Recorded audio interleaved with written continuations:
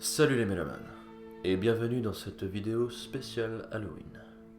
Il existe de nombreuses légendes sur l'histoire de la musique classique. Et parmi elles, une terrible malédiction. Celle de la 9e symphonie.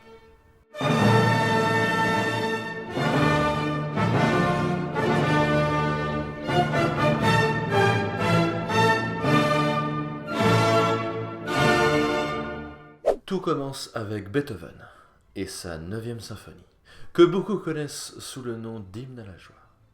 Mais vous allez voir, cette histoire n'a rien de joyeux. Une œuvre qui marquera à jamais un tournant dans l'histoire de la musique.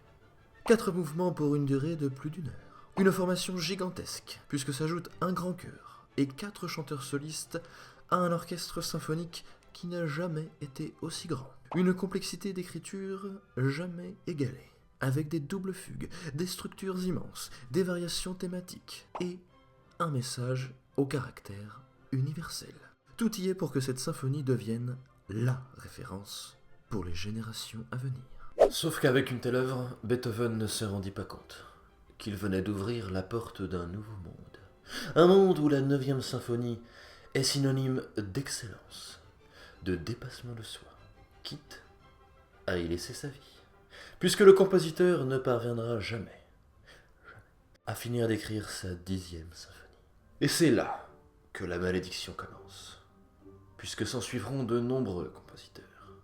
Et parmi eux, quelques noms très célèbres de l'histoire de la musique. Le premier d'entre eux est Franz Schubert. Le 4 novembre 1828, Schubert souhaite prendre des cours de contrepoint avec un certain professeur Sechster. Mais étant gravement malade, il n'avait pu y aller. Un ami à lui revient avec les exercices de fugue. Et on peut d'ailleurs en trouver sur la partition de sa toute dernière composition, sa 10e symphonie.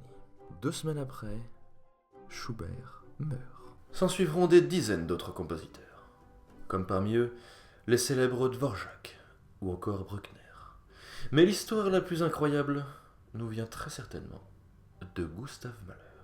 Très superstitieux de base, il croyait lui-même à cette malédiction. Et donc au moment où il termine sa 8e symphonie, il a peur.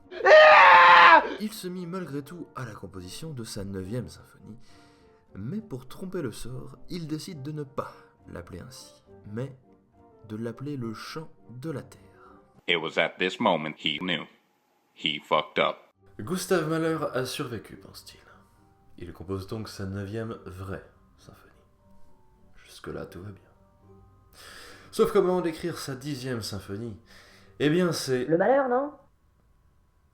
Non, mais du coup, on peut dire que le malheur s'est abattu sur... Oh putain, non! Voilà, cet épisode spécial Halloween... Voilà, j'espère que ce petit épisode spécial Halloween vous aura plu. Si c'est le cas, n'hésitez pas à liker, à commenter, à partager la vidéo, si c'est le cas. Sur ce, je vous dis à la prochaine les mélomanes, portez-vous bien, ciao!